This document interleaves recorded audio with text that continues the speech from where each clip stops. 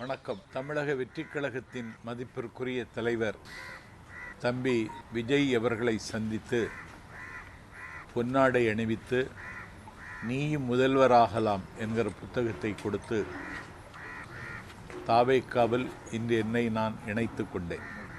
6 ஆண்டு காலம் எந்த அரசியல் கட்சியிலும் என்னை இணைத்து கொள்ளாமல் திராவிட இயக்கத்தின் சொற்பொழிவாளர் என்று சொல்லி பெரியார் அண்ணா லட்சியங்களை பேசி வந்த நான் இன்றைக்கு தாவேக்காவில் இணைத்து கொண்டு நாடு முழுக்க தாவேக்காவினுடைய ஒரு பிரச்சாரகனாக பவனி வர தம்பி விஜய் என்னை அனுமதித்திருக்கிறார். என்னை பார்த்த நிமிடத்தில் நான் உங்கள் ஃபேன் என்று சொல்லி அவர் சொன்ன நிமிடத்தில் நான் மெய்சிலிர்த்து போனேன். இப்படி ஒரு அங்கீகாரத்தை தம்பி தருவார் என்று நான் எதிர்பார்க்கவில்லை. டெல்லி சுப்ரீம் கோர்ட் கரூர் துயரத்திற்கு சிபிஐ என்கொயரி என்று உத்தரவு போட்ட அன்று குமுதம் இணையதளத்திற்கு அலைபேசி வாயிலாக இது தாவேக்காவிற்கு கிடைத்த வெற்றி, கையெறு நிலையில் கைவிடப்பட்டு கை பிசைந்து கண்ணீரோடும் கவலையோடும் இருக்கின்ற தாவேக்கா அடுத்த அடியை எப்படி எடுத்து வைப்பது என்று யோசித்து கொண்டிருக்கிற நிலையில் உச்சநீதிமன்றம் தாவேக்காவுக்கு ஒரு புதிய வாசலை திறந்து வைத்திருக்கிறது என்று நான் குமுதம் தமிழுக்கு சொன்னேன்.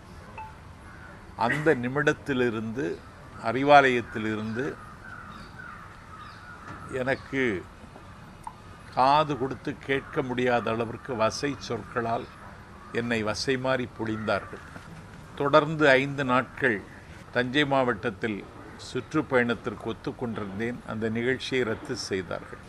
7-8 அறிவுத்திருவிழா என்கிற பெயரில் வள்ளுவர் கோட்டத்தில் காலத்தின் நிறம் கருப்பு சிவப்பு என்ற நூலை வெளியீட்டு விழாவும் 44 சொற்பொழிவாளர்கள் கலந்து கொண்ட 10 அமர்வும் வள்ளுவர் கோட்டத்தில் நடந்தது. ஒரு சொற்பொழிவாளரை தேர்ந்தெடுக்க வேண்டுமென்றாலும் முதல் இடத்தில் நிற்கிற தகுதியில் இருப்பவன் இந்த எளியவன் நாஞ்சில் சம்பத். என்னை திட்டமிட்டு நிராகரித்தார்.